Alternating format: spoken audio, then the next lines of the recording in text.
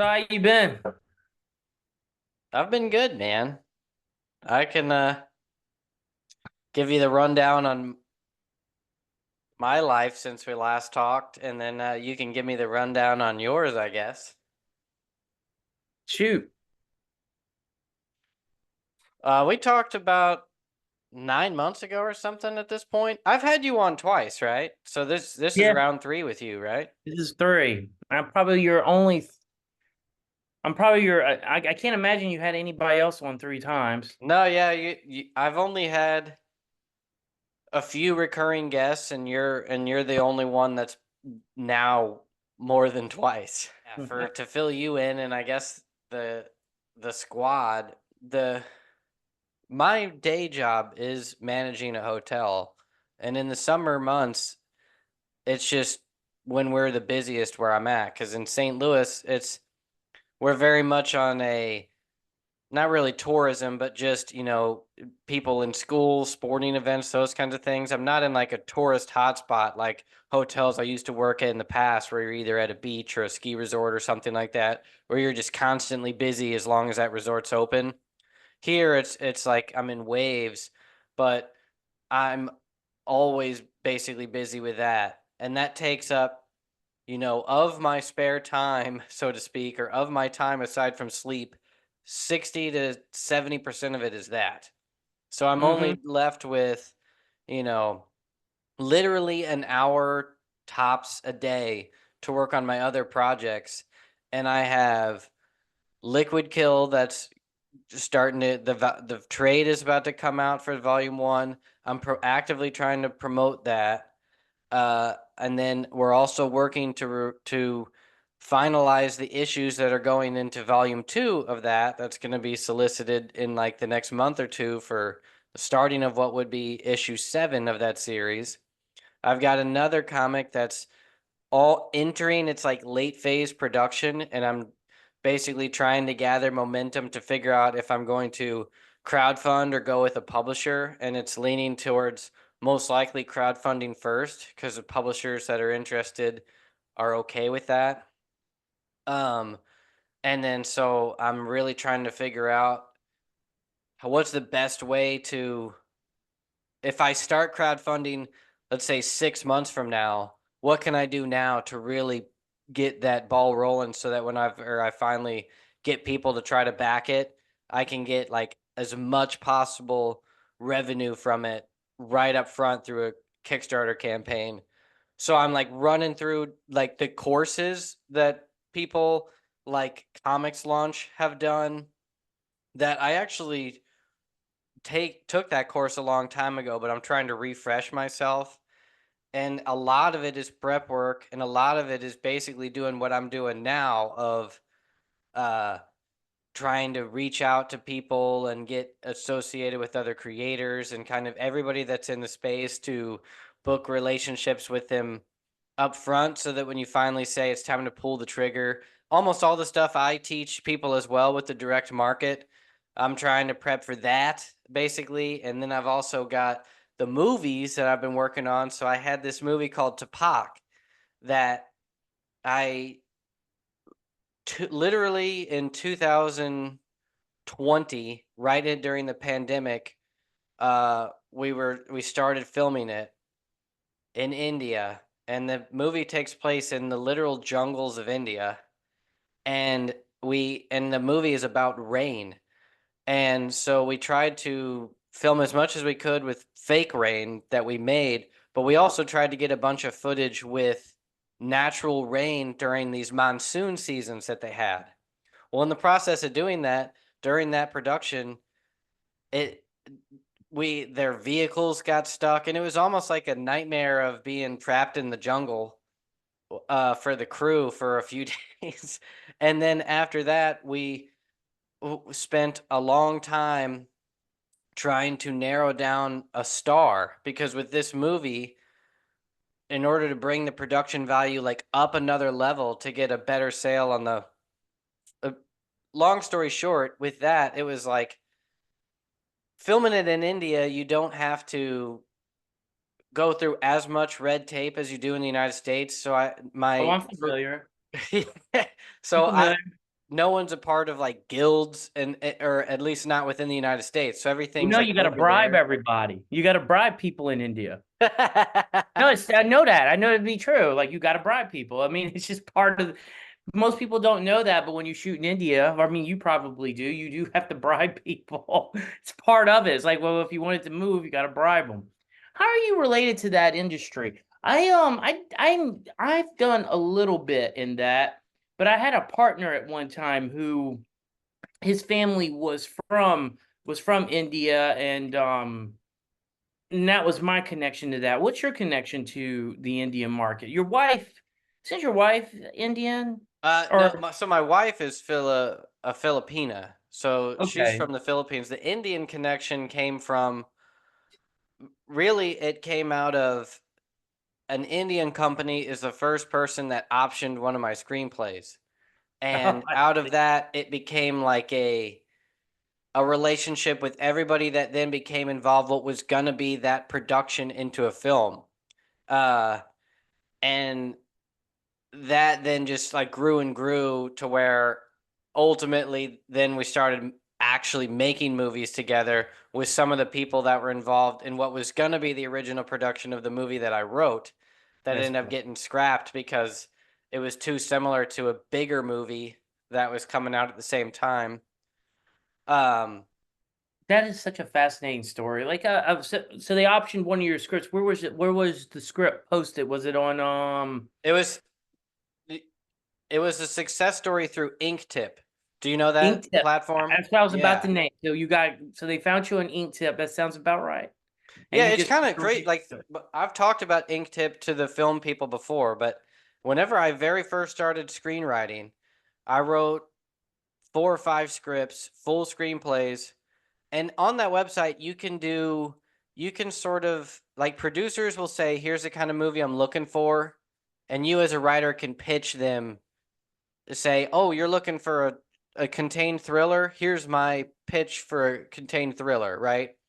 And on the other end, you can also post your screenplay, and then producers can be looking and say, that seems interesting or whatever. But I never got any bites out of that.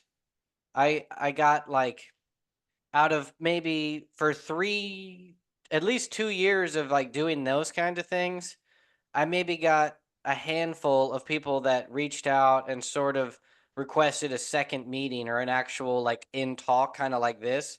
But this Mm-hmm. was before Zoom was a thing. So I want to say it was actual phone calls. And so the e- though but what really got the bites that led to things was I posted for what was free for anybody to view. So you didn't have to be a producer, you didn't have to be a writer, you didn't even have to be a part of the Inktip program. You just got onto the Inktip and clicked read shorts. And I had this short script that was called More Blood for Satan. And it was a really insane script that it was 18 pages, approximately 20 minutes. And it was right down your alley. It designed to look as if it's found footage, but not found footage. It's as if it was a character that is supposed to be paid to film this guy, like beat up the guy that's cheating, like his girlfriend's cheating with. So it'd be like if I hired somebody and be like, dude, film me whooping this guy's ass, and then I'm gonna send it back to my girlfriend. But in the process of doing that, the guy that he goes to fight kills him and then takes the cameraman hostage, and he's like a Satanist that's going to ritually sacrifice him, and it ends up in this really insane story. And I got So a 70s. ton of people that read that and either wanted to produce it or wanted to read a feature with the same plot. And in that process, I ended up getting the most kind of traction that led to people actually reading my features. So none of the whole reason main people use the side of basically pitching each other or reading pitches, it was just they read the short and said, I want more or I want something similar. And that was like where I got the real relationships built. And one of those relationships turned into the relationship I now have with the Indian connection. Um, I've and gotten those 100,000 rubles, $1,000. yeah, yeah, it's roughly, yeah, you may be right there. It's something like that. It's like 50,000 rupees is 65 to 80,000 INR is 1,000 USD, I think, but Yeah, 160,000 or something like that. I've seen those deals. A guy I used to work with, his name's Rohan Durandar, and we made a few movies together. And his dad worked with American, which Okay, is a I'm big not familiar, name. but Yeah, that's a big name in India. He helped with his weight loss, and that's what he specialized in, is weight loss. And he helped American get his weight down for a big role. I forget the oh, name. sorry, that his name American. I was thinking of a company called American. I totally like now. Yeah, I didn't realize you were talking about that was the name of a person. Mm-hmm. Do you know him? Now I know who you're talking about. Or at least their name sounds familiar. I can't put the face to it, but I probably would if I saw. But no, him and I made a couple of cool things, but I'm familiar with the industry you're talking about because I do have a connection to that. Not anymore, but I got to see some of that happen. Uh, but yeah, I guess to back to the point I was making with that movie is with the first film that I produced with these guys, or really kind of the second, um, it was kind of like one of those things where uh everybody says you should basically figure out distribution or like figure out your sales before you even make the movie. Well, we didn't really do that the first time because it was so cheap. Our first movie was like the equivalent to 1,000 US dollars. So it didn't Yeah. matter. It was even in comics, that's just like a given you're going to spend that.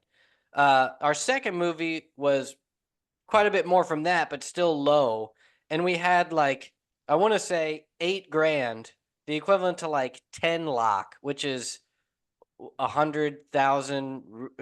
Whatever it is, it averaged out to about like $8,000 of backing from a private investor.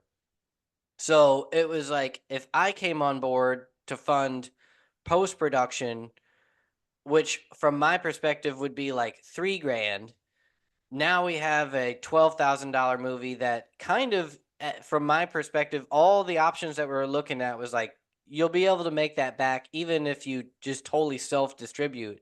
Even if I just tried to rent out theaters and have a premiere over there and over here. Anyway, so we went through those motions, basically barely made break even. It was kind of like I made a video about this for people that want to look it up, but it was basically like we made, I want to say it was like 5 grand off of a TV station, like selling it to one territory, Yeah, another 2 grand to another territory, been there.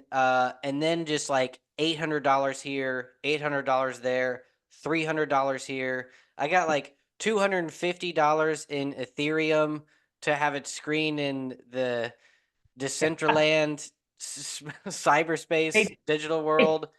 they paid Um, you in Bitcoin. I mean, not Bitcoin, but they paid you in yeah, cryptocurrency. they paid me in digital currency. It was Ethereum, and That's then I had someone hilarious. else that paid me in a stable coin. And this was people that literally licensed the movie for 1 day. I didn't even know that people did that, but I had people that it, now looking back on it, it's equivalent to people that just license it to play it at a college once or something like that. But they wanted it to display it wherever they were playing it at, just a school or their own website or whatever, just to say, like, I guess they constantly would have kind of movies running or like, next is the premiere on my Joe Blow's free movie website, and they would license it for the equivalent to $100. But I got enough people to where you do that 3 times, it does add up. So those kind of deals, it was like 6, 5, Yeah. 2, 1, and then these little bits, just enough to basically break even on it. But point getting back to is that initial sale, and then all the other ones after that, they were like, we'll give you. They all went backwards. No one cared what the movie. It wasn't like people watched the movie and then said, "Here's what I'll give you." No. Everybody, like, before watching it is basically just how many. I didn't. How many locations are there? Uh, who stars in it, and this kind of stuff, and then how long is it? And it was like literally just things to where if I would have just said, there's actually 9 locations and it has this star. They gave me a tiered thing that was like, for this, we'll give you $1,000 for 1 year. We'll give you 3,000 for 5 years, or we'll give you 4,500 for life rights worldwide, kind of thing. And eventually, a lot of people, and then a lot of people, whenever our sales agent pitched it around, everything came back to where it was like you'd basically get 3 times this if you had any form of star whatsoever. So it was kind of like when we did the math, it would be the equivalent to if I could have had a star that was just in the movie for 1 day, Yep. and only paid them the equivalent to $1,500, it would have added on a value of about 5 to 10,000 in the value of the movie to all these different distributors who would have paid me a little bit more or twice as much if it had a star in more locations. So You the would have movie to that have I'm working on Hoven. now, it has all those things. The star, multiple exotic location, kind of everything they were asking for, and it's a great story and all that. But the process of getting those things was tedious, and in order to not spend more money trying to get everything done, we just had to take a lot of time. So, I mean, we literally had like 1 star that, so we designed it to where the star would, we just needed them for 1 day, 2 days tops. So we tried to schedule them for 2, but anyway, and like one just totally like didn't show up. Another one just basically was such a hassle on, like, truly, like, out of the stories you hear of just like kind of a diva or whatever, just asking for outrageous things, trying to triple her budget whenever they're already there, and like just to where it just gets kicked off set kind of thing, and just a bunch of wild mayhem trying to just get a star and just get this final like chapter done. So long story short, I've been working on that, but we're finally like 90% of the way through. We're expecting to have, you know, post production done in about a month, and but that's been like another thing on my plate.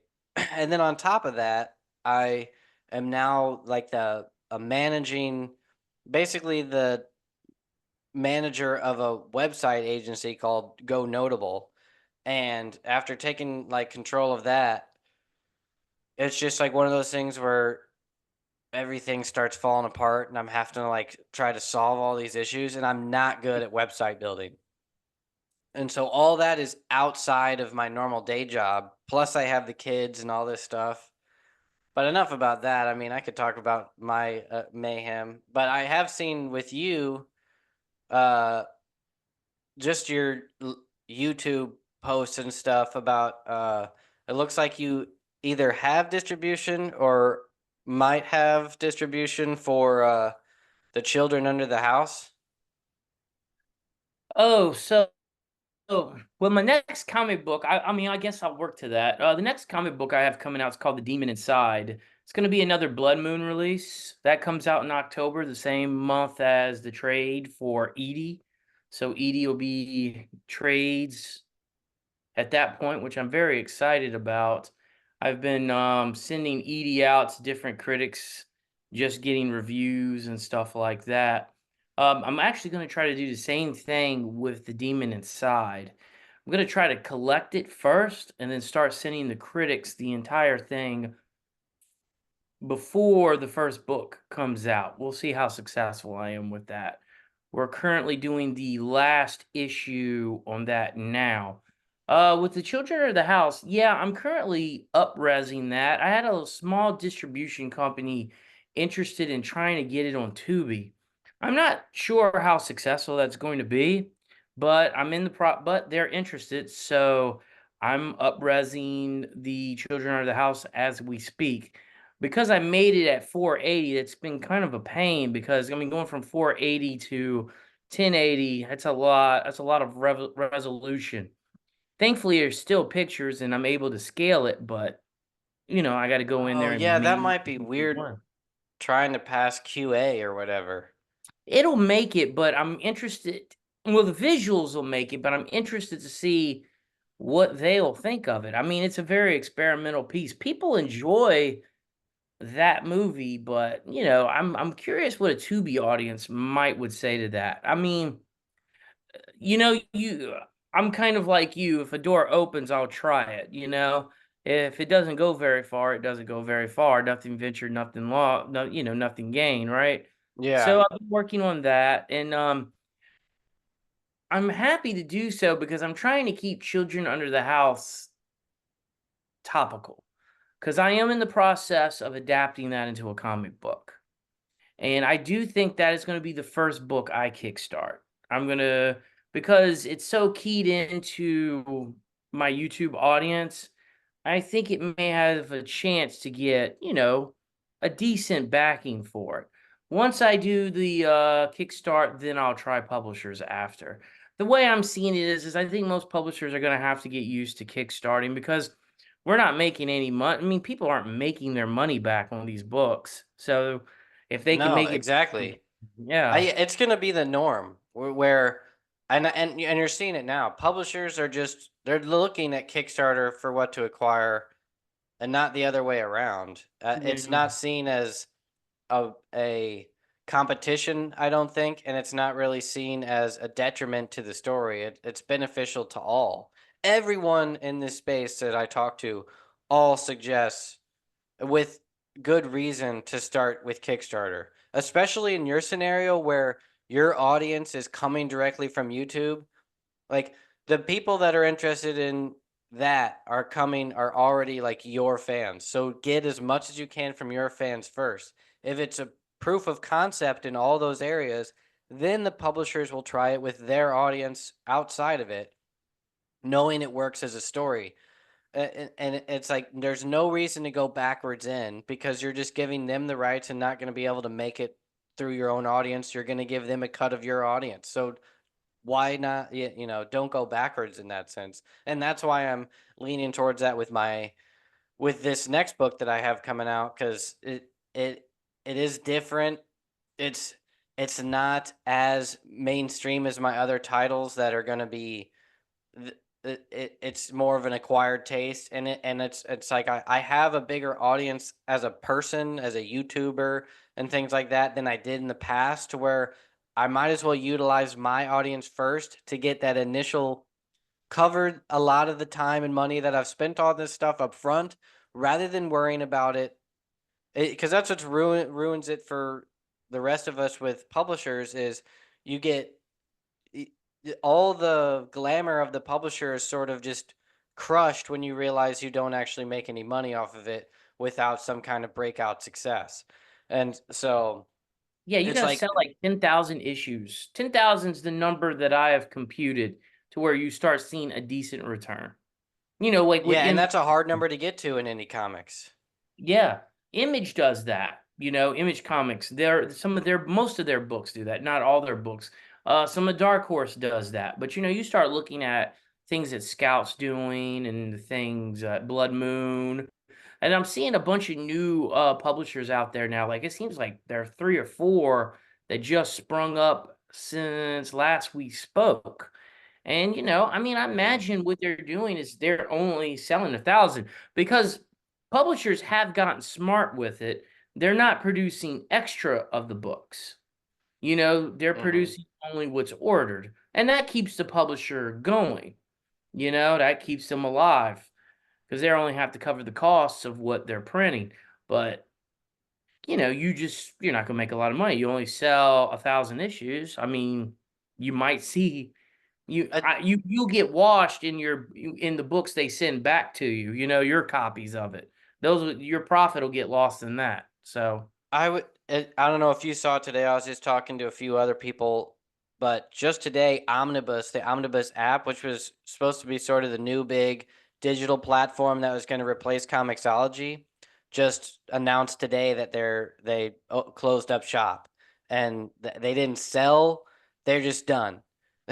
They said we just didn't grow fast enough. And that's it. Everybody is cut off in like a month. And all the people I've been talking to were just everything you're just trying to piece together. And I think since you and I and everyone in comics is, if they don't realize it now, they will as they get more into this. But we're all just our own business. And I just don't understand how so many people get into business, get all this financing without seeing with all these expectations of like to where think about all these publishers that go under, and all of their business processes were based upon them having huge hits, getting partnerships with Marvel and DC, like this Omnibus app. Like, you have to be able to be profitable with sort of the bare minimum, or like at least with the partnerships you have. You can't extrapolate out and expect, well, we'll be able to break even in 6 months if we get partnerships with this and we do this, and like everything fails. And so you get all this based upon hype, and then when you don't get there, they go under. And like you and I as creators and filmmakers seeing everything as a business, it's just like all of us, it's extremely hard to make any money in this industry. And with like yeah. the amount that you have to do to have a competitive advantage in any of this is extremely difficult. And you can almost like study the success of everybody, and a lot of it's based upon luck and hits. It's the same with movies, to where you see these production houses that are all really, their success just starts with one thing that works, and then they just try to ride out that audience or ride out that franchise or that IP until that money runs out, and they just hope that if they just produce 10 more, that at least one of them breaks out and keeps them running. But if they just don't, if it takes 12 instead of 10 to hit the hit, it's too late, and they're done.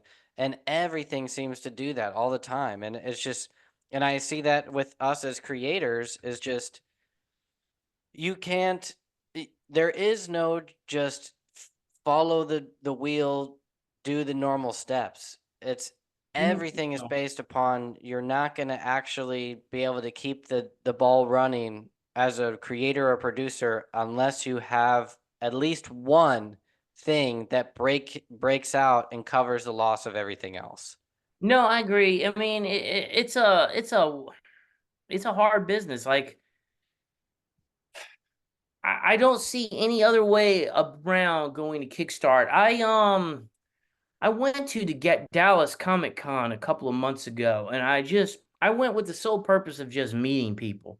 I talked to every single creator that was there, just asking them what they were doing. Every single one of them was kickstarting. Every single one of them. But the thing is, though, you got to build that audience, and that's really what's really the hard part. It's getting started is the hardest thing. You got to find that one thing to where people keep coming back, like either if it's your Instagram, it's your YouTube channel, whether you get lucky with comic books, you got to create something of value that keeps people coming back. And there's no real formula to it. Even if you're doing short stories and getting them in some magazine, there's got to be something you're putting out there where you're creating a fan base. The old methodology used to be you made a movie, found your audience. That way of making films is dead, or even comic books. I think anything that's dead. You got to make your audience, then make your comic book, and then make your movie. And you got to do it in that order if you're going to be successful. I'm looking because I know, like, when we talked a few months ago, I know we were going to talk numbers. I mean, I don't have really I mean, I sold 1,000 pretty much of every single one of them, which was pretty good. Yeah, that's good. Yeah, I mean, that was considered successful, but you're not. I didn't get into it to expect to make money on my first project. I mean, I've been in business long enough to know you're gonna usually you lose. We're not all, we don't all get lucky. Some people do. Some people break out right on their first one. But the 90% of us out there who have to keep doing it, you know, I don't even expect it to be on the demon inside. It's the third one. It's always been my thing. You do one to learn what you're doing, and this is advice to anybody. You always do that one to see what you're getting yourself into. You're going to that's pretty much your education. Whatever you spend on that is basically your courses. You're going to learn how to write them, you're going to learn how to produce them and learn how to get them out there. You're going to get kicked around a little bit and you're going to be like, "Okay, I'm going to do different next time." The next time you're testing out your model a little bit. This is what I learned. Let's test the variables. Let's see what works and what don't. And then by your third one, you should be throwing a profit if you're going to stick in any kind of business. That's usually the education of it. That's almost the exact method I went through and tell other people to do is it, start trying to make as great of a possible product as you can, either a web comic, ash can, or whatever. But that's your first product, and don't expect to make money off of it. The second one, do it big, but still don't expect to make money off of it. And that's why I still suggest to people still seek a publisher because you want to build that audience first. And that's how I went about it is the publishers get you the eyeballs in the comic space.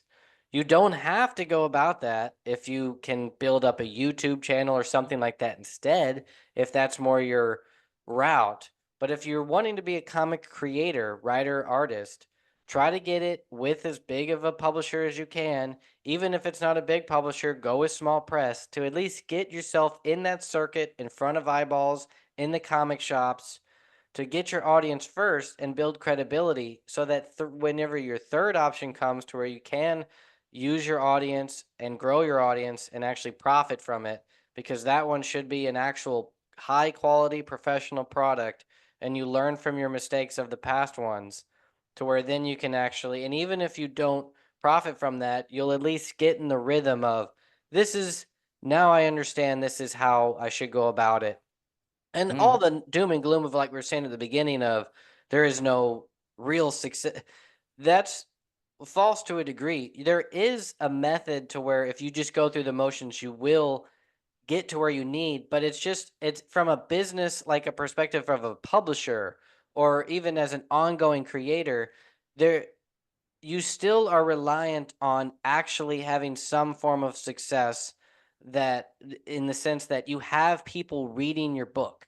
Like if you Mhm. don't at least break that barrier to where you have a comic audience, then you won't be able to go through the motions because the methods that you then go from is it's the equivalent to if I at least have one customer, or even if I have one client, one customer, one reader, you at least now know, okay, this is how I got this person. Let me try for two. Let me try for three. And you can grow your business that way. And you may not be making anything. You might make $2 a year off of one customer that read your digital comic or whatever.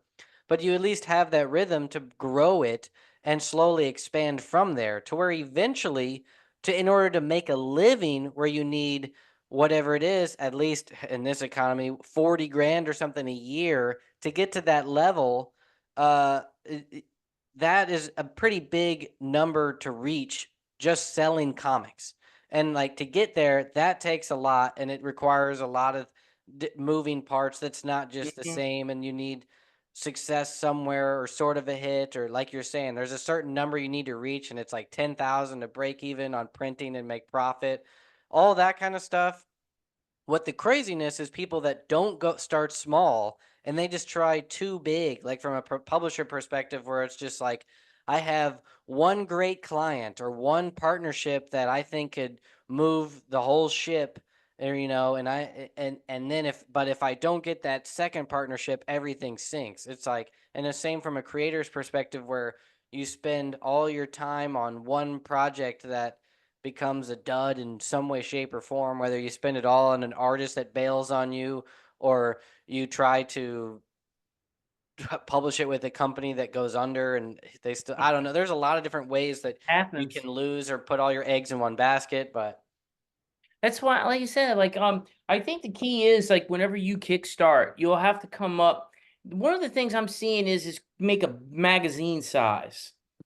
And then then when you go to your publisher, it's a comic book size. But like what you offer your fans or your subscribers, give them a magazine size book and then have how you created the project in the back of it. And a mhm. lot of people seem to be responding to that I from what I've been told.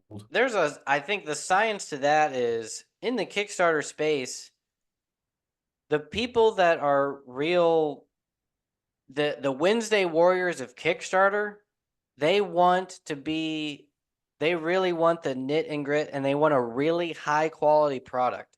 The most successful projects, if they aren't like politically motivated or something, but strictly just based on a great book with a great artist and writer, what, like you're saying, it's, they want that perfect hardcover with the sheet and the behind the scenes, and almost they want to feel a part of this thing as if they're with you. If you were a game developer, they want to be a character within that game. They want to see how you made it. They want to feel everything they can as like a personal connection between them and that project that they're backing, and they're willing to pay 50 to $100 to do that, because for them it's like a private collectible, and like they have a personal relationship with these projects, and they're not just reading it to read it, unlike a typical comic book Wednesday warrior that they're just reading the pulp every week, and it's not that big of a deal to see the behind the scenes for that product, and they're only willing to spend whatever they do every week, $15, and they expect to get the same amount of comics. But in the Kickstarter space, they will spend a lot more for that personal connection. And so for you as a business, you can actually, it's smarter to spend, whatever it is on 100 big hardcover books and sell those to 100 people that are willing to pay $100 for it, than to try to do the same amount trying to sell comics to people that are only willing to pay $7 for it. No, I agree. I think you're right. Like it's just the way the business is going, and especially with like some of the stuff that has pre-existing, like what I'm talking about with my YouTube channel. I think I might do that with a couple of stories on there. I'm developing a couple of new storylines as we speak. I've actually, how where are you at on your subscribers now? I wanted to check, but you changed your name, didn't you? It's Yeah, Indie I Comics changed my name now. to Indie Comic Empire to separate myself from, I didn't want it all just to be about me. I wanted it to be more like I'm building this community and I have sort of a message with it. Um, it is what it is. But yeah, I think I just cracked like 1,500 today or yesterday or something like that. Um, Congratulations. That's exciting. thanks. Yeah. It's a lot of work. No, man. Look, trust me, I've made movies, I've written comic books, I've written books, I'm writing, and nothing has been harder than a YouTube channel. That is a grind. It's great. I love working on the YouTube channel, but it is the most constant work you will ever do is trying to manage a successful YouTube channel. It is constant. It's like all the time. It's Yeah. good, you'll enjoy it, but like, I mean, it is a lot of work. When I first started teaching at LSU, all my students wanted to be YouTubers, all of them. And as I've done it over the last 5 years, I've seen less and less want to do YouTube. And I asked them, because I asked, like, well, why don't you want to do that? And 9 out of 10, I'm like, it is too much work. It's too much work. They're like, look, I know what my limit is, and I'm just not doing that because it is. It's because I think 5 years ago there was still, if you could even, I mean, 5 years ago is a long time in the scheme of the internet. But if you think about 5 years ago, people were still like, man, YouTubers are like celebrities. That's the life. They're just uploading. That's an easy job. 5 years later, people now see what that life is. It is work. Like, it is a lot of work. Like, hats off to anybody who has got millions of subscribers and puts out a video a week.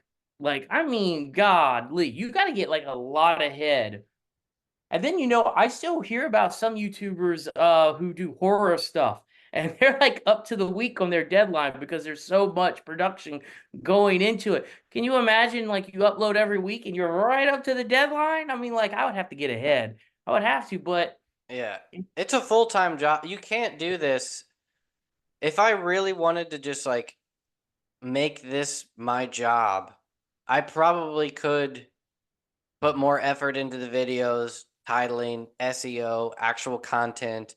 Um, but huge like pay you cut. just said,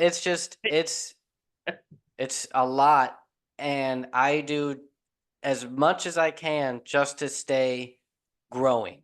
I'm growing Mhm. only a little bit, but it's just enough to where it satisfies exactly what I got into it to do. I didn't expect to take off, but it is weird that I still get people, and I thank everybody who is reaching out to me, who are basically saying, you deserve more views. You need to do this. You need to do that, and I agree with everyone. I understand what could be done. It's just when you balance everything that I am doing, taking away, I have to literally take time from one of the other things in order to put the time into YouTube to improve. Um, and it's like those other things are equally successful as my YouTube channel. Those things are moving the needle in what they're doing. I can't take time away from the books that I'm writing, or now I'm editing comics. I didn't even bring that up. I'm also editing books for people. I'm reviewing people that send me scripts and things like that. As surprising as much as I preach business and marketing, everyone reaches out to me for writing advice, and I'm like, I'm not a genius writer. like, but it's like I thought like the whole reason I got into this was just so that I could put this out there and you guys just like buy my books that tell you how to do it, not for me to do the work for you. I just noticed a typo in EDIE the other day. God, did it kill me. Oh, that's why all this is tedious to me. Writing, as much as I love it, it's so gut wrenching, and I always get imposter syndrome. Like everything I reread is never good. It loses all the magic of it. But yeah, we I do it. It's just a part of my life. I cannot stop writing. I complained about it, and I had let the publisher know. I was like, "Damn it, there's a typo in the in EDIE." And it wasn't the publisher who said it, it was another writer. He goes, "Do you know how many typos are in comic books?" It's Oh just like yeah, he and said comic books are every book rampant. I read, now it's like those things stand out to me, which makes me feel a little bit better that my books aren't the only ones with mistakes. Yeah, I know, but it's painful. I Yeah, yeah, hate I it. know. And Yeah. my YouTube videos have typos in it. I'm a one-man band, and my subscribers call me out so often on, like, "Hey, you got a typo here," and I don't know what kind of language I can use here, but it's definitely every time I read that I have a typo, after spell checking it, grammar checking it, and it still gets missed, I say the absolute worst things because it just, how did it miss that? Oh, you How? can curse on here. I don't think I've been trying to study somewhat the YouTube algorithm and stuff, like they're not really study, but I don't think that this whole cursing, as long as you're not cursing like right away or lying about what kind of content is in your video. I see cursing. I see videos with terrible titles, terrible videos, just get breakthrough on views. And speaking of which, I was looking at to talk numbers. I think when you and I did our first interview about a year ago, you had just cracked 30,000. Now it looks like you cracked 60. So you've doubled by a lot. So well done on all that success with your YouTube channel. So as hard as It it should be is, 100. I you, want you 100. I I want know that 100 people, fans. yeah, you're gonna get there. I don't see why not, especially with once again, you're at the level to where one breakout hit, whether you know, n- all yours are sort of YouTube hits, but in the sense that if one of them actually breaks out in the movie scene and not just in the niche of um, that kind of horror analog, I feel like then you would just immediately blow up to, 500,000. Man, Uh, great. That but would be great. I'm working on one you might appreciate. So I developed a new monster for my YouTube channel called the Incomplete People. And this is what I love about the YouTube channel is I think I told you the number one goal of vintageeight is I try out material and I see what sticks, what people like. Then I try to take that same material and go to the next market with it. Hence, Children of the House. People like it. People have responded to it. They buy the book. You remember I self-published a book yeah, that went with it. I have just crossed 500 copies of that. well Just self done. and I don't mark it. It is just on the Amazon page, and I've sold 500. There is obviously something to that story.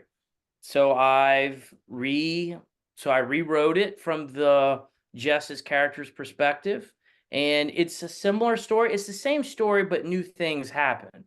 Some things you have to lose, and some things get condensed because it's a different format. But anyone who's familiar with the story will definitely get a different experience from this. When I do Kickstart it, I will do the whole book. I won't do it in issues because I know the people who would support it will want the whole thing. Well, anyway, I had another story called It Lives in the Static. Are you familiar with that one? I didn't watch that one, but I know it's there. So I did that. I am in the process. I don't know why I did this to myself. I'm turning it into a book, a novel. I'm adapting it into a novel. I'm 14,000 words into that, it just seemed like it was an idea that lends itself to that. I'm now working on another idea called the Incomplete People, and this one I'm starting because I'm eventually going to make this into a graphic novel. And the simple concept of this is these are apparitions that are missing body parts. If you see one of them, that means it's after you, and whatever it's missing is what it's going to take from you. So if you see a ghost missing its head, it's eventually going to take its head from you. That's good, And man. and they come in all shapes and sizes. And there's some who are missing like just chunks all over. That's what'll happen. If it's missing its hands, it's coming for your hands. Oh, uh, And the vibe it is, go ahead. sorry, you broke up. I was just gonna say that I thought I lost you. Oh, I froze. That's probably the internet. But and the only way to save yourself, it seems to be, as of right now in the story, is if you take it from someone else. So say you this ghost is coming after your head, well then you go get a head from someone else, and then you can still live. And it's funny because I wrote a little paragraph worth story, a story that wouldn't be any more than four little voiceovers.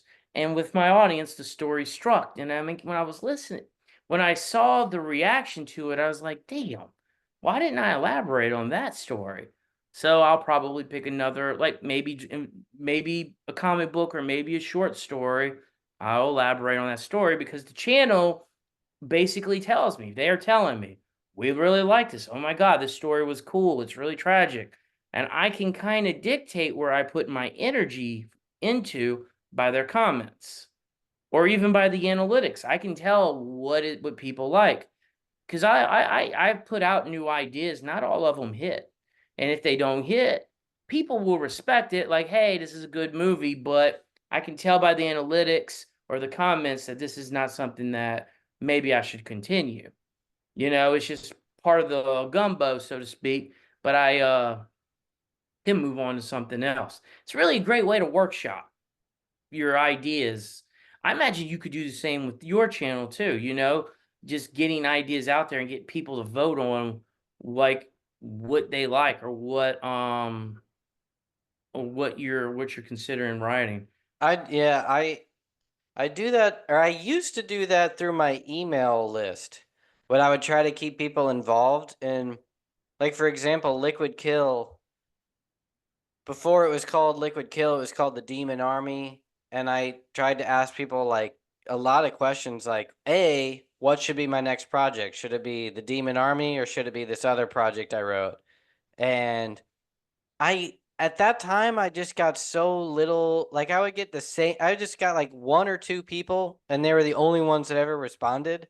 And I was like, I'll just they just became a part of my network and we talked to each other through email, like my personal email and not through like the email chain. And then like but as a bulk thing, I never thought about like doing it through YouTube where people can actually engage in the comments and stuff. I'm still new to like that's what's also is all of this is still an experiment to me. I don't actually know what I'm doing on YouTube. I also barely know what I'm doing with movies and comics. It's just like some of the things that I've done have worked and I just wanted to show people my trial and error because I I wished I had that at the time. But I wanted to go back real fast on your YouTube channel. Do you copyright them as like for example this newest one, like that's a great hook, like it would be a shame if someone took that idea and wrote an It Follows kind of screenplay and then made The Incomplete People and just changed the name to I Broken automatically get Men. copyright. I automatically get copyright just because it's released on YouTube. You actually do get copyright. Yeah, that's why I'm asking, do you go through those motions to copyright Yeah, the but it's got to be a script. I do. But the thing is, when you release a video on YouTube, it is uh-huh. copyright by it's protected under the copyright of the United States government. Okay. It is protected. So like if somebody would take it and word for word copy me, then yeah, then And then since it is a complete work as that thing. Yeah, it's almost like you have enough of an audience to where you might be in the clear to where no one's gonna want that backlash of 60,000 people saying, this is another you stole this from our, this guy. But I you don't know. That's actually, it's funny because so many people come to me, and I used to have this same fear at the time too of, oh, they're gonna steal your idea. But everyone I've talked to that's more active in the industry, paid screenwriters that have written big movies, they aren't robbed at the idea or at that. They're robbed by the people that hire them.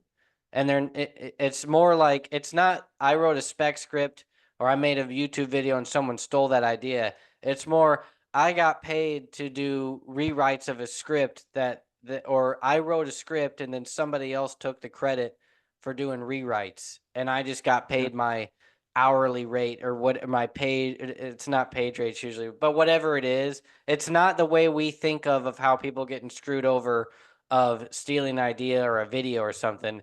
It's usually like the company or the companies that mhm. obtain the rights or pay them to write. Those people screw them over in the long run, either out of money or out of the credit. So here's the thing. So this is the thing about the incomplete people, and I'll even tell you this. Just to even answer your question and the lead into my point. More often than not, no one's going to steal anything from you. They don't have to. They can just get another idea.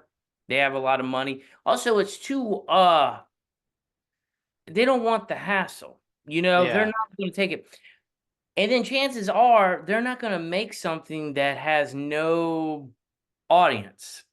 So if somebody would just go, they would have to rename it into something else. It's not connected to anything. You know what I mean? It has an equally as hard.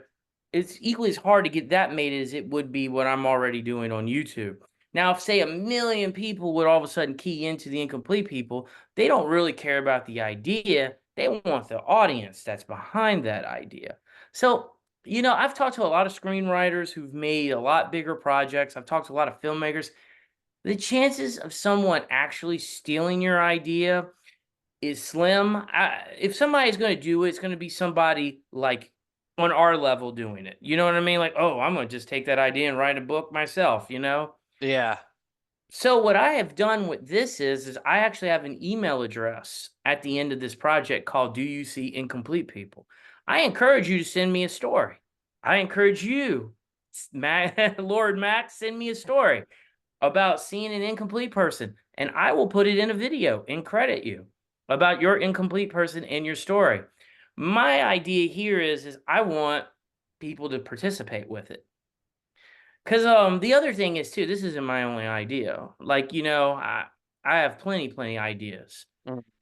This isn't the one, you know, I want people, I want it to be social. So that's why, you know, I don't guard it like that. Cause I mean, like I said, at the end of the day, I still own it. I'm the first one there, you know, and I can prove that because there's a publishing date on the video. Yeah. Now I just keep making them. You're making them, and then there's a track record of what I'm making. And I what I what and just to even just to backtrack what I was saying is yeah, I got an email address and I have people send me stories, you know, they're on how they see an incomplete people. You just have to tell me how to credit you and give me permission to use it. That's If you don't awesome. give me permission, then I can't, then I won't use it just in case. But And for beginners, that's a great way to get your first credit. yeah, so I mean, I'm just trying to have fun at this point, you know? Yeah, that's where I'm at. I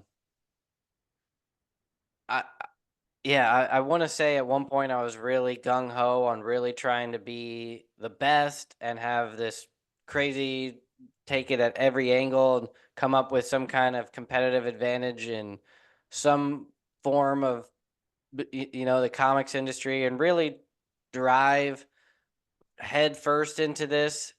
And now I'm just like, yeah, the whole reason I really got into this is just because it's what was fun to me. And I find that actually the more I just sort of let the world take me where it takes me, the more fans I get anyway. It's not all the steps that I show people and teach people. I actually have fun just showing people my behind the scenes. And so, like, for a while, I was actively trying to find a new audience or find new clients. And once I just stopped, that's whenever people started reaching out and they just did the work for me, you know? Mhm. And that was the whole reason I got into this is because the audience basically found me first. And I just was like, okay, well, I'll give them what they want. So maybe that's advice for Yeah, others is just let go and just let people yeah. find you rather than trying to just drill in and try to just, I don't know.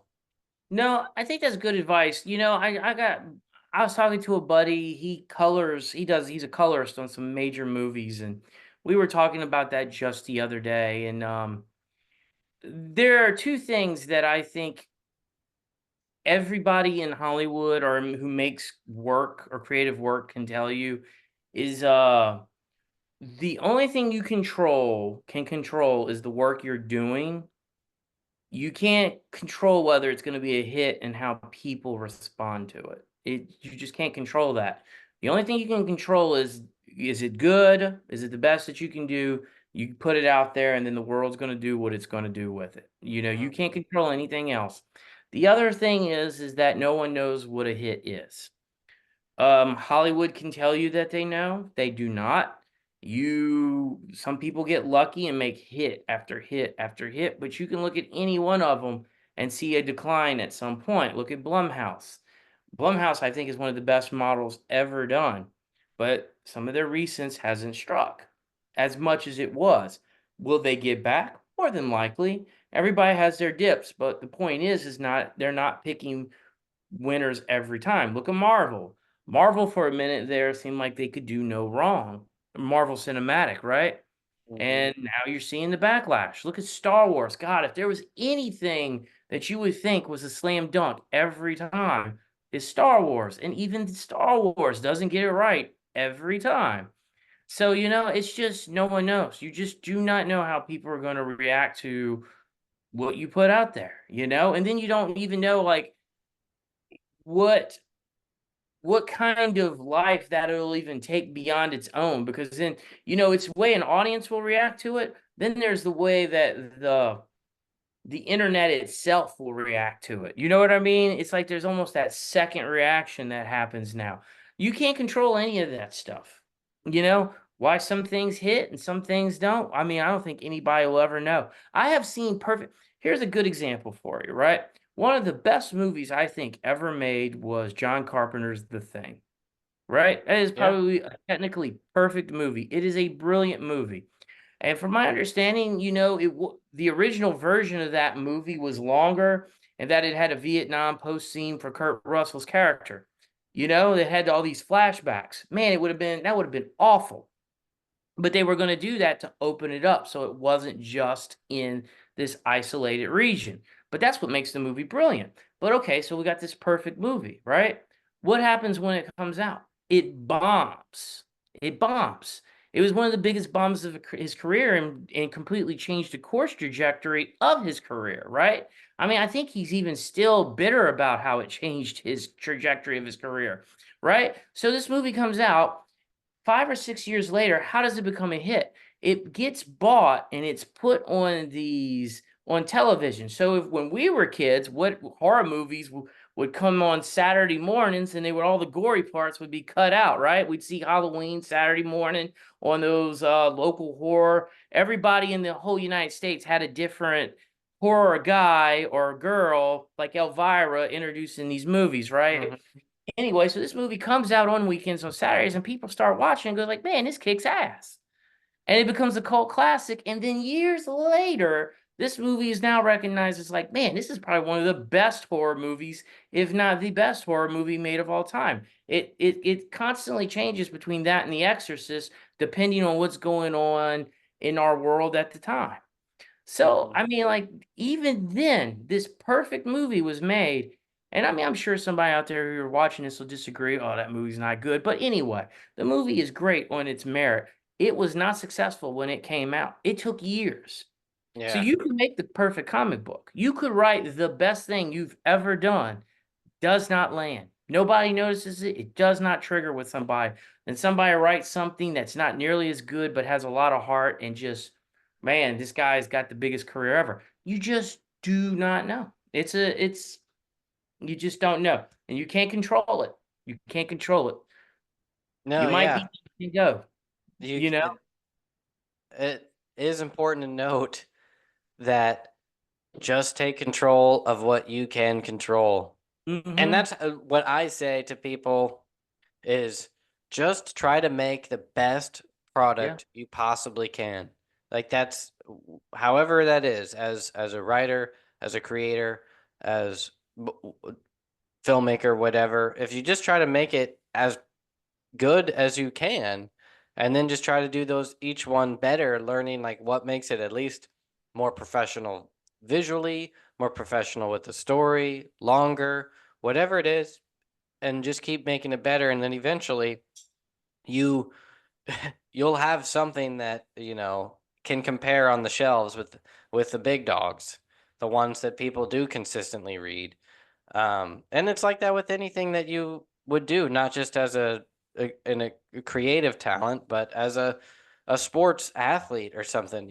Everything you do, it's just like working out. Like you just do a little bit at a time, trying to do, you know, just trying to perfect and do your best. Really, it's as simple as that. But that's all you can have control over. If you try to Yeah. change what you're doing, you don't change your workout because you or whatever because you think we all know how you get stronger. Like we all know how to lose weight. We all know how to get better at basketball. You got to play basketball and you got to practice or whatever. I whenever I did martial arts back in the day, they always told this story of if you wanted to be able to jump high. I don't know why whenever we were kids, it was everybody wanted to jump higher, kick Mm-hmm. higher, jump higher, and they were like, "Well, there's only one way to do it and guaranteed success." And I was, from my memory, it's how the Mongols did it. and it was they dug a hole and that was waist deep, and then they jump out of the hole at waist deep. Once they could jump out of the hole there, they put ankle deep water in it, and then they jump out of the hole with ankle deep water. When they could jump out of that, they put it chest deep, and then chest deep with water, and then above their head with water, until eventually they were jumping over horses. And you read books of the accounts of people that were sacked by Mongols. They talk about them being able to jump over their horses, which seems impossible. But then if you it's like, well, if this is how they were doing it, you have to go from, there's no running start to do that. It's just all pure just up. But I don't know why I brought that up, but it's just No, like but it's just, if you just have to go through the grueling technique. If you want to become a great writer, you have to write all the time, and you have to try to write something like better each time. And if same with artists, everything on Instagram is people that are just showcasing how their art has progressed over the years. And where this channel differs is, okay, so now you've sort of, the steps to become a great artist, become a great writer. Well, now what are the just simple techniques, or just like what are the little things you need to know to find a great publisher? Like these are the things that are also somewhat involved, that there are little bits that all, if the 80-20 rule, if 80% is talent and 20% is behind the scenes, I'll show you how to do that 20%. There's a million other videos of people that are going to show you how to do the other 80. And most of those videos you don't even need to watch, because you already know how to become a better artist. Like you just got to do man, the work. sometimes, and I mean, some people, some things you don't even really have to be that talented. You really don't. Some instances, some people really. Sometimes it's just that business and charisma is enough. And that's the other thing, and that's to get back to your students and stuff. And I feel it all the time, to where you're just like, because we have access to so much, and what rises to the top is a part of all our algorithms, everybody is seeing how just one random thing that they did becomes viral, and one thing becoming viral can completely change the course of your career. If It I can't. had one viral video, if one of my videos got 100,000 hits instead of 1,000, it completely change the trajectory of what I'm doing, because Mhm. that one video would then bring in, 1% of that to become clients, or people to buy my books or whatever, or people that were watching all the other videos. It just changes a whole lot. And you're seeing so many people. It seems to us like everybody every day gets their 15 minutes and goes viral. And it seems like, oh, they did it because they did this thing. And you see Mr. Beast saying, I did all these kind of steps that you take. But it's just like anything else, to where people get lucky, but as long as you're consistent, that's my thing. Is what can the workout method? It's like, I don't care if there's a person that figured out how to take a pill that gives them six-pack abs or whatever. I want to know, what is it that if I just do a workout for 10 minutes to an hour today, what is it that I can do that actually will get me there? I don't care if it takes me 10 years. But as long as I know that I'm going, it's like, or like investing. Like I just want to show people, like, if you just put 10% of your income into this fund, it will compound over time, to where you will get 1 million in 10 years if you just stick with it. You know, I don't care if someone else is making $1 million in one trade. I don't care if other people are doing all this, like, because they had 40 other failed trades before they got to that $1 million one. If you want to go that risk route, go for it. And sometimes people that go the slow route will hit the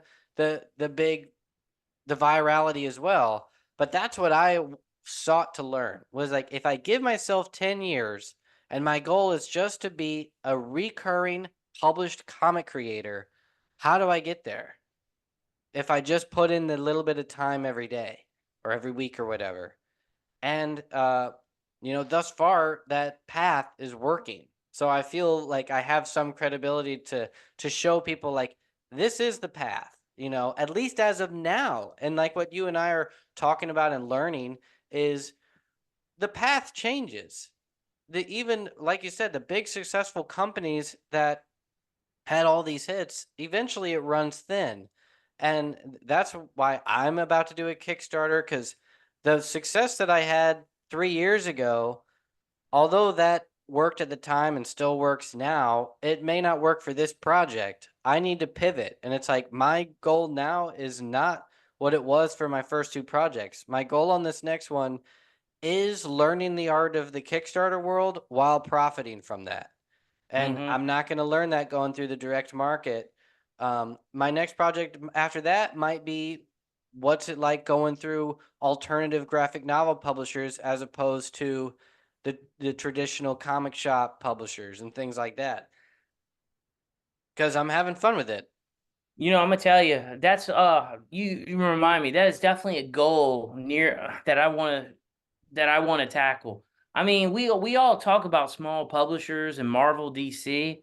Really, all of our goals should be trying to get on Scholastica. Like that is the biggest comic Yeah, book. I mean, they for publish more real. comic books ever. Like it's massive. I don't know. Are you aware of the numbers? Yeah, it's an entire level of magnitude above Marvel and DC. It's When not you even look, I close. want to say it's like it, a billion books just for Dogman and Captain Underpants, you know, a year or something like Yes, that, compared to maybe a million with the big titles.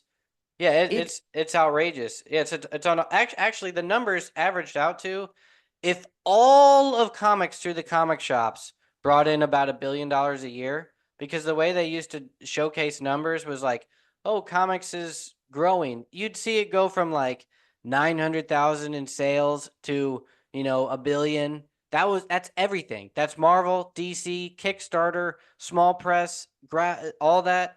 But then when they added in manga and young adult graphic novels, the number jumped to like 2.5 billion, which means mhm. all that stuff was just in the US alone is more than twice, or like is bigger than all of comics combined. And then if you look at the pyramid structure, all that comes from like the same 10 titles. And some of these titles have been out for years. Watchmen, it's just like just the just like anything else. It's Dogman takes 60% of that billion. And then, It's And no, it's like, and you ever look at Dogma? I mean, like, and some of that, like, it's drawn in such a simple way. Like, it's deceptively simple. It's really great. My kids like it, and I mean, and you're right, it's making all that money. But the only problem with Scholastica, you can't submit to them. You got to have an agent for that. mm. That's a different world, right? You got to have a literary agent that can get you into that. And But then, even yeah, didn't mean to cut you off, but even with Scholastic, it's just like Image, to where you get sidetracked by Dogman's bringing in $1 million a day, or it's just exaggerating. But so if I can just get with on Scholastic, but that's not the case. It's Scholastic books, just any old Scholastic title, they might sell. They're the same as the New York Times, kind of like 10 grand's a success to them. And so like worldwide or whatever, for sales for something that's just with under that publisher banner, you're not guaranteed at all any of mm-mm. that, because the same few titles and IP take probably more than Marvel and DC percentages. Like it's probably 80% is big IP that's been going on forever, such as like the Dogman kind of stuff or whatever's like Goosebumps and things like that have just been hits. So if you become on a new title, there's no guarantee that you will break through the noise even within that publisher. But it's Oh no, still way more than you'd yeah. probably ever get as far as traction in the indie comic market for sure. Oh yeah, no, a low end title on Scholastic would get you you would have a probably a decent year's salary. You would probably make enough It's really it's crazy. I mean they have so many things that's built into their in their marketing. I mean, like, you know, the just like your book fairs and stuff like that. They sell so much of that stuff. All those books you're talking about at those book fairs, they got those cheap versions for the kids to buy.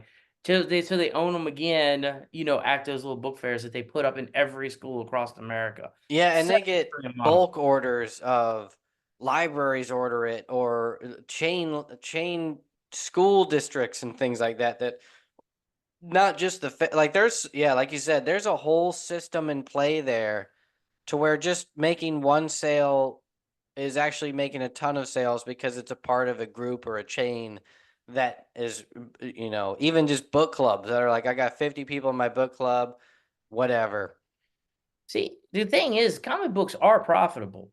It's just the way in which comic books are done is not very profitable.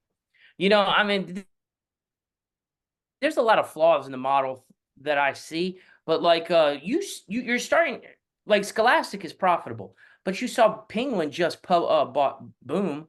That's not an accident.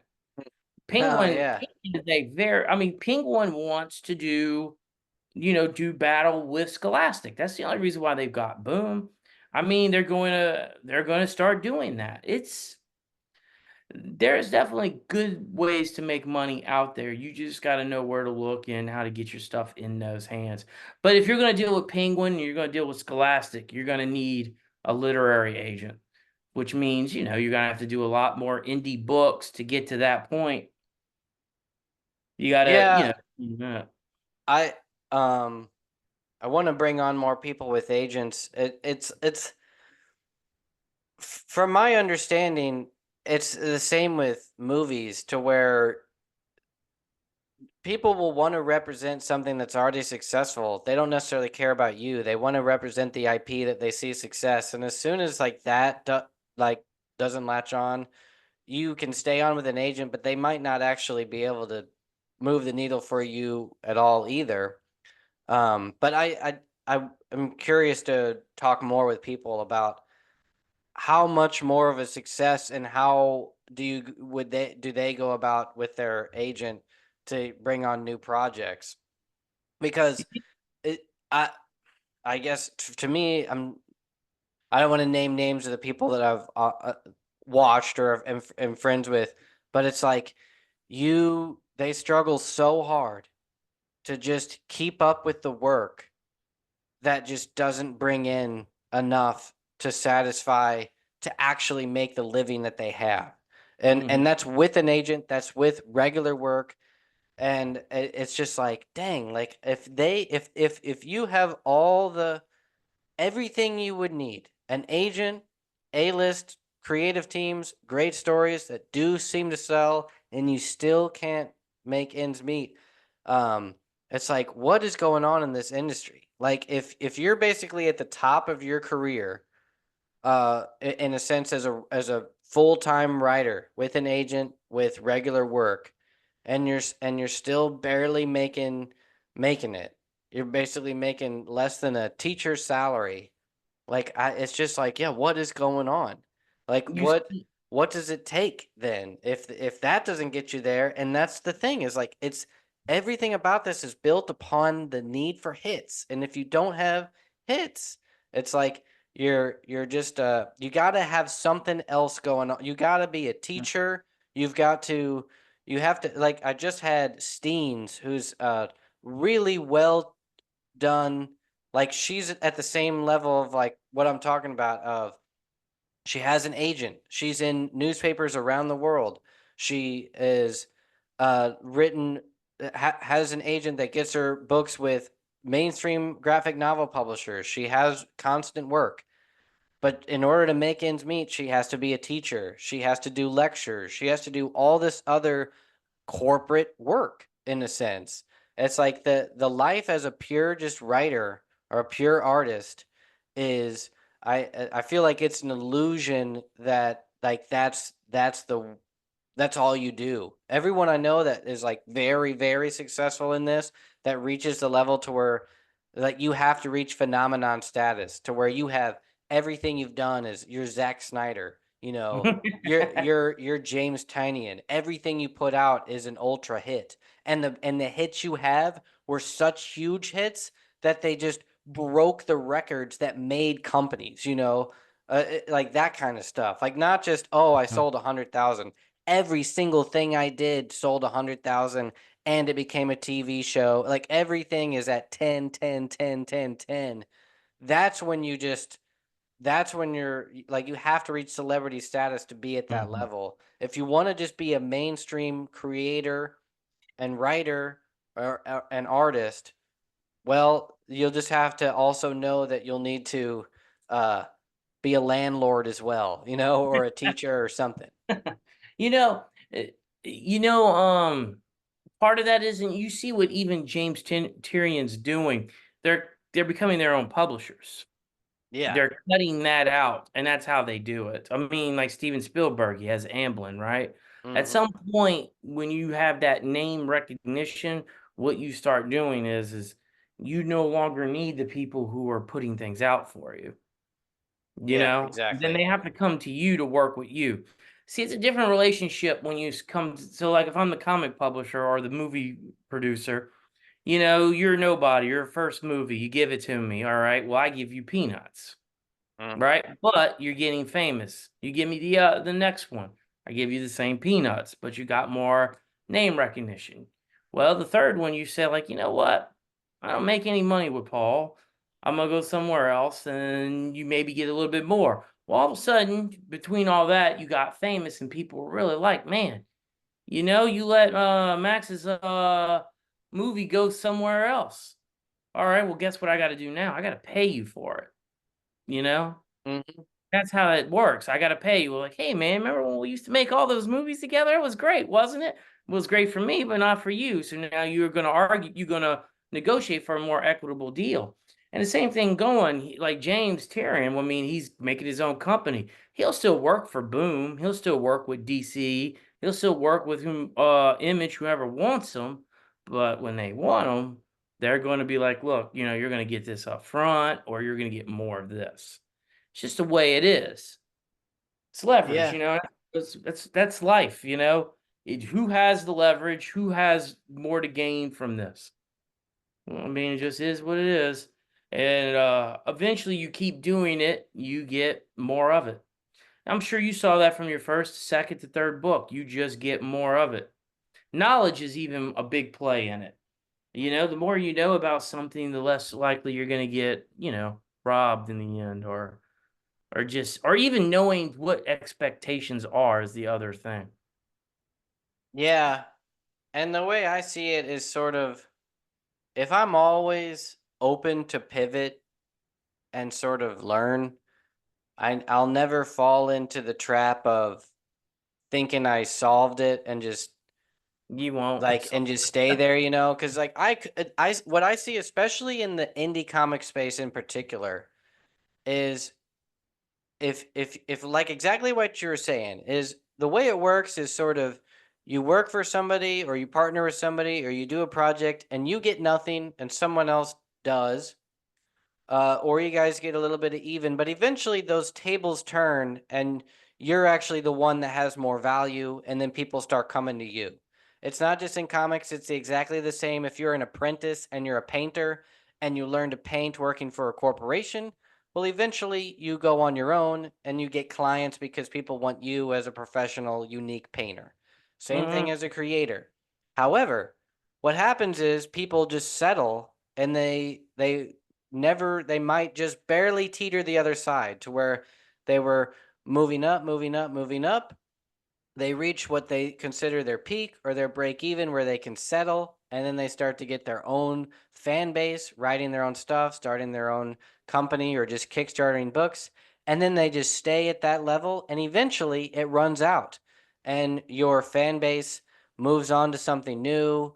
It dwindles for whatever reason. The IP that was successful and you just kept putting out issue after issue, just doesn't grow bigger, and it doesn't maintain. If you don't pivot into either a new story or a new medium or a new whatever, you just fall by the wayside. And for me, I feel like I'm always sort of at the open to whatever new things that's coming. If some like there's so much that's going on, and especially in comics, every year I think I know where the next year is going, and or at least sort of what company might be the next thing.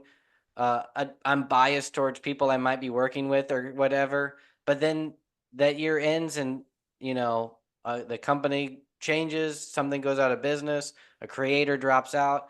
Every day it's like, oh, okay, well, that didn't work out. I need to go this direction. And especially in film or just writing, you think you have a project and it falls through so many times.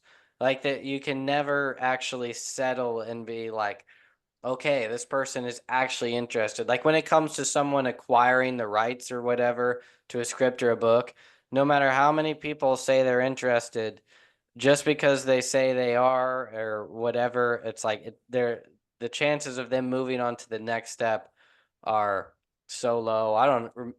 I lost my how I got to this this rant, but No, no. I mean, I think you're on the. I mean, I get where you're coming from. I mean, it's just the same as what we're talking about. It's just you just don't ever know. I think if there was any point of our conversation tonight, or what the if there was a theme, it's just no one knows. Like, I mean, you can only handle the work in which you're doing. That's it. Let's see. I wanted to look up what is the name of this new company. Dead Sky. That's a new one I'm oh seeing. yeah, I've been meaning to look more into that. There's a bunch that actually have come up, Yeah. and I was gonna get into that to where I've James Tynion or Tinian, however, I think it's like he calls his company Tiny Onion, so I think it's Tynian, but or Tynan, but with his an example is he had success first to where it's almost like the same reason where you see people like, oh, Mark Zuckerberg dropped out of college. You know, his key to success wasn't dropping out of college.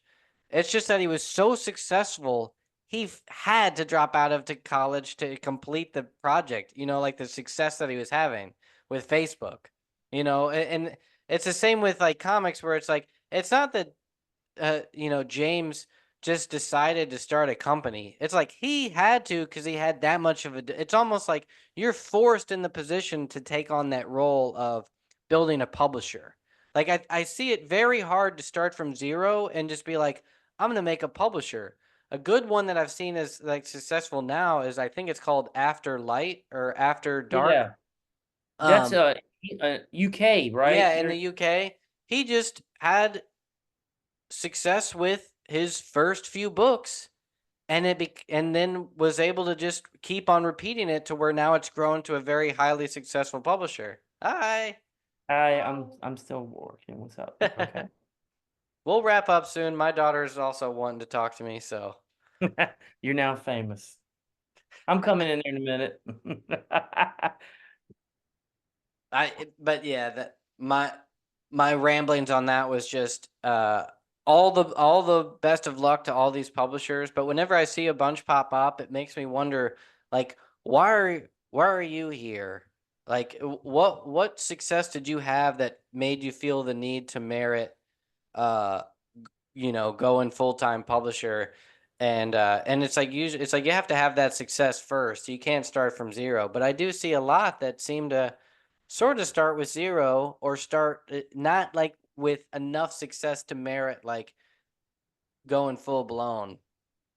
So I'm gonna go ahead and announce vintageeight Publishing. I'm kidding. Prove him wrong. Well, no, in your example of at least with the analog horror, you would merit to where a vintage eight publishing actually does make sense to where you have such a demand with your videos to where you are selling copies on Amazon. It just makes sense to just make that a brand and then just continue trying to flesh out that brand. What would be weird is if I started um I don't know, a publishing company, not based on YouTube or my past books, but I just started telling people, hey, start sending me your submissions. You I think know, crazier things have happened. You know what though? That's the next time you can have me on. I'm gonna get with you whenever I'm doing my Kickstarter for Children of the House. That'll make me your 4-time guest. oh, we'll be recurring. Yeah, with YouTube, I've maxed out on like I had a series of basically I wrote the equivalent to 50 articles that I then turned into videos. And people who Mm-hmm. watch my stuff, they can tell I'm basically reading my own articles as the videos of this stuff. And then I turned those 50 articles into a book. Mm-hmm. I then started getting people reaching out to me that became clients of people that wanted to learn from me, either just to talk or to review their stuff or edit their comics or whatever. Um, and it became just as a way of keeping the channel going without my own fresh content. Once I got through those 50 articles, was to start doing more podcasts as more people started reaching out when they come on the channel and things like that. And now, since it's basically just pure fun, I've gone through all that stuff. I can go two routes. I can either really knuckle down and try to figure out what the next hit concept would be, and try to think of writing a video that's like how to do whatever, or start doing horror movie reviews or something like that. I don't know exactly, but go more the route of trying to like make a hit, or just start doing what's fun, which and it's easy somewhat, and that's doing more uh of the podcast stuff. And so I'll be doing more, just having people on again, and hopefully are the subjects that we cover, like today, I feel like are relevant to people that are in the industry, so I'm not going to shy people away, and I'm not just purely trying to promote our stuff. It's really just us having a conversation about what it's like working in this industry. And uh, yeah, to me, that's quality content. Well, you and I are most likely those who are just getting into it. You and I are where you start, or well, I mean, we're further than where you start. We're We're an pretty much arm's where you're length gonna get. away from where you start, which is Yeah, where what you want to both be ways, arm's length. researching. Big We're arm's arms. length both ways. Seriously, I mean, it's true. I'm arm's length away from where I started because, like, when I'm teaching, I do say that. Like, I have gone a long way, but I can still remember being a student. But I also can see the club, where all the famous people are. They know me, some of them know me by name, but I've not got the valet to lift up yet. It's just I'm both ways. Some people stay here their whole careers. I mean, I hate to say it, but it does happen. Yes, You what know? we are in the comedy world is we are paid open micers or whatever, like to where we get paid, where we go on stage with the celebrities, but we're also still just in our local hometown Mhm. doing the same routine. We're Pump the not crowd up. We're the paid warm. regulars or whatever they call that. Or if you're a musician, like you and I are the ones that are the opening act for every rock band that comes to a certain venue. We play on stage with the big bands. We go on tour a little bit. But at heart, we're still just teaching in our home cities and then playing on the weekends, which is, I am fine being there. Like, it's nice to be. This is where I wanted to be whenever I started. Was like, I just want to be able to make it here and see if it's worth it from there. And so thus far, it is. I think the sad part is if you can't at least make it to where you and I are at, or if you have the illusion that where you need to be is the celebrity status, or if you have the illusion that where you and I are at is full time without the teaching career or the day job, that's where I feel like the breakdown is to where people don't want to stay in it. Is because they just either are not actually passionate about writing or art, comics or movies or whatever, not to the extent that they thought they were, or that they just had an illusion of what it actually meant to be active in the industry part time or whatever. But if that's what people are interested in, is just and that's all I ever was, especially at the time. Whenever I was like in high school and college, my big downside was I realized that people that were actually making money in media were not making movies and were not writing books or comics. They were filming baseball games and working for corporations like Monsanto and doing work like that. And then on the side, that's when they were doing their own making, and this was right when YouTube was becoming invented. And it was like, oh, but they basically have their own TV station or they have their own radio show and they do that part-time. It's like, if I can just, like, I don't need to be a full-time have a full-time radio show or whatever. Like, I just want to have the part-time thing going on and just make that work. Like, just make uh be able to have fans, make a little bit of money doing this hobby that I enjoy. That's all I really am looking for. It's just it's crazy whenever it's like you actually really start piecing together, like, how do I make profit off all this stuff? And like that's where it gets like wild, because then you realize it's just like the business world of all this entertainment, filmmaking is just the big numbers are just so outrageous. Mhm. And no one like, to get to that level is so extreme, and it's just a different world from what most of us working creators are actually doing. Yeah, one of the things that proves that point, what you're saying is I read was it A Head Full of Ghosts by Paul Tremblay? Do you know who Paul Tremblay is? That I know that name, and for some reason I'm not piecing together. Cabin at the End of the Woods. Okay, yeah, I mean, he's a best-selling author, and one of his books were turned into movies. I mean, he still teaches at a prep school in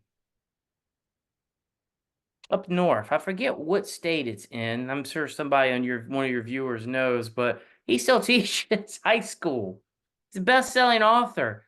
And when I yeah, heard that, I was like, man, how much of a cut does everybody take before you make anything for a best-selling author still to teach? exactly. Yeah, that's the illusion that Golly. you learn later in life is, yeah. And that reminds me of whenever I was younger, I remember having that same revelation, so to speak, of one of my favorite bands at the time was RX Bandits. And I remember seeing on YouTube, watching one of their music videos, and someone was just like, uh, I can't remember, but one of the players is like, this guy teaches at my high school. And I Yeah. was like, RX Bandits are teachers. Like, that's what they actually do, Yeah, that's aside from being, and that's not, there's so much about that. Like, the indie space of everything that's what the reality is that that there's more than meets the eye. The glory of going on tour as a band is, it's a temporary thing. It's the Instagram illusion. It's no, it's uh crazy. But that is no, that's really funny that you say that. That really is that is such the truth of the creative world. Oh, that's such a great story. Oh man, he teaches in my high school. Yeah. yeah, It, and I remember just thinking like that would, and what was funny is like, yeah, at the time what people were commenting on was that would be so awesome. Like, I'd love him as my high school teacher. he's the same And as every other high school teacher. Mhm. yeah, but yeah, I was thinking like, wait a minute. It would be awesome to be that high school, like, that's it, like, that you're, like, your job as a teacher, and then you go out on the weekends and play in one of the greatest rock bands ever, you know? I don't know him. I don't know him. They must was I regional. don't even think they're together anymore. They were just a big indie band that swept, people that are into certain parts of music. There was a whole scene, so to speak, of people that were into bands like Circa Survive, The Sound of Animals Fighting. And you find out that, like, the music world, much similar to comics, is, there's this band and they are only actually in existence for 1 year, and then two of the members go and form a different band. And to the fans of that band, they are all about like those members, and then where did they go and and they're just on an indie label. They sold 100,000 copies. They then went to a new label. Their main job is still teaching or doing whatever. And only a very few are actually like rock stars that then on the radio But if you're active in the space, like the equivalent to people who go to Comic Cons and things like that, with bands, it's every time this band comes to your city, or if there's ever a music festival, those bands are at that festival, and you're just a part of that little genre of. And in reality, that fan base is not as big as you think when you're a part of it. Like whenever you're a teenager and you're going to the same festivals, it's only 4 years of your life, but they're the most important 4 years, and the like most important weekends to you are going to this festival to see these bands. They Yeah. are the greatest thing to you, and you're like, they have a million YouTube hits, but from the expanding out as an adult, you realize like that guy was 26 years old in that band, or whatever, or 31, teaching on the side. They go to these tours that like it's not like they like that was the idea of the rock star that you saw as a teenager was not actually what was going on in reality with the people that were in it. And if it was that reality, it was only for a temporary amount of time. It was for that one summer or for those 3 or 4 years. A few really big bands, that was their reality. There was a rock star lifestyle where they were constantly on tour, making new albums, getting bigger and bigger and bigger. But for the majority of them, all the bands you never hear of anymore, it's the exact same with comics and movies, where it's like Yeah. that director had one movie that that was a hit, and people talk about it still because that movie was a big deal 20 years ago in one subsection of people that are into a certain subgenre, you know. But to the people that are into that subgenre, it's their world. Yeah, And that yeah. happens quite a bit. I know what you mean. Like, what do they call it? The deep cuts. That's deep cuts, right? I'm not sure what deep cuts. They call that deep cuts, like stuff that people don't know about, but still it's relevant. Oh, yeah, probably. I'll look up that term.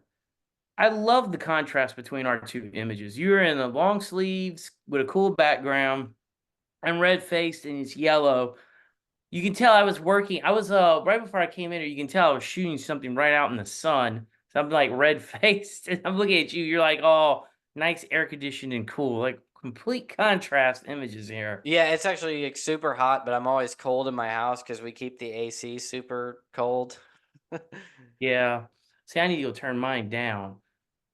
Oh, It hits my ball red. It's kind of glistening. I can barely tell. I like it. We're both little screens to me. Even though I have the monitor up, I don't want to look. Oh, I'm always looking over here. Well, Paul, I think we've pretty much covered. I didn't really get much into your upcoming comic, but we can cover that the next time. Oh, Edie, when is Edie's set? You said October. The trade will come October. out. And the first issue of The Demon Inside comes out in October. That's going to be a black and white book that is a new spin on the possession genre. Nice. Different spin. I can't really give too much away on this one. If to tell you what it's about almost gives it away. I was thankful that Blood Moon wanted to publish it because I really didn't want to describe too much, if that makes sense. And I mean, don't get me wrong, I write the blurbs about each page and everything, and I know what it's about. But like, if you give a real big description of like what happens in the entire story, then it's like, okay, well, that's what it's about. To me, it's more fun to kind of go through the 5 issues, and then you're like, oh, that's what it's about. That's how I am. But I get so many people that are like, their criticisms of my, especially Liquid Kill, is why didn't you just tell us everything up front? It's like, why did you just throw us in the middle and make us read everything to figure out where we're at? And it's like, because that's to me the more fun way to do it. Yeah, I mean, like, well, I mean, then what's the point? If you can get everything from just the blurb, then why would you buy it? Yeah, or yeah, to me it's almost a sign of not bad writing, but just cliche even though everything I probably write is cliche, but just to like start it off where it's like in a world where, Hmm. Star Wars status where the the rebels are blah blah blah, and now the blah blah blah are this, and this trying to all the exposition up front seems like a bad way to do it or a lazy way to do it or something like that. But that's what people like in the comics. Yeah, I know. Yeah, you can't really speak in exposition. They want you to immediately start and say, in this world, everything is literally upside down and they take pills to fly. And, I'm more of like, I want to show the person taking the pill, or whatever. And you, I don't want to dive into the reads on why, into the weeds on writing, because you can tear everything I do apart. And Well, that's like that's my one self-conscious aspect about everything is I'm afraid to talk about writing too much because I know how many flaws are in my own. And like every time someone criticizes everything I do, I'm just like, dang it, they're right. It's like, except for a few things where it's just like, oh, they didn't realize that what they are saying, I'm about to reveal in the next issue, or whatever. I But appreciate any criticism I get. I get tons of it. I mean, when you put your stuff on YouTube or anywhere, that's part of it. It's fun. Like, I mean, uh, you just take it for what it is. You know, one of the things I have noticed though, I mean, that's a whole different conversation though, is the ability and how to give criticism. Like being able to have a conversation, because true criticism is about what's working, what's not working. You know, Criticism on the internet is this sucks. This is and the creator should die. He's yeah, an idiot. right. The Oh, a extremes. 12-year-old could have wrote this. Yeah. That's criticism online. I mean, I have my opinions on that, but that's part of the fun to me. To be perfectly honest with you, I read those comments and I like it when I get a good burn, if that makes sense. Yeah. I love it Yeah. when somebody's really clever and it's like, man, that's really hurtful. That's really great. And now, see, I'm pretty much inviting people to just get on my page and just be hateful. But if it's really clever, it's sometimes can be a lot of fun to read. Yeah, I still am at the phase where I read pretty much anything I get, whether it's positive or negative. Uh, but luckily, exactly like you're saying, the risk of putting yourself on YouTube, putting your work out there to be getting it published, even self-publishing, just putting your work out there is a huge. It's whatever you call that, where you're like vulnerable. Yeah. It's out there, it's permanent, it's open for everybody to ridicule, and sometimes that is what happens as you get burned. But the risk of doing that is how you also receive all the positive aspects of getting into this is building a fan base and having people that really do enjoy your work and making it a living in any shape or form, even if it's just part time, and to make it worth it in the long run.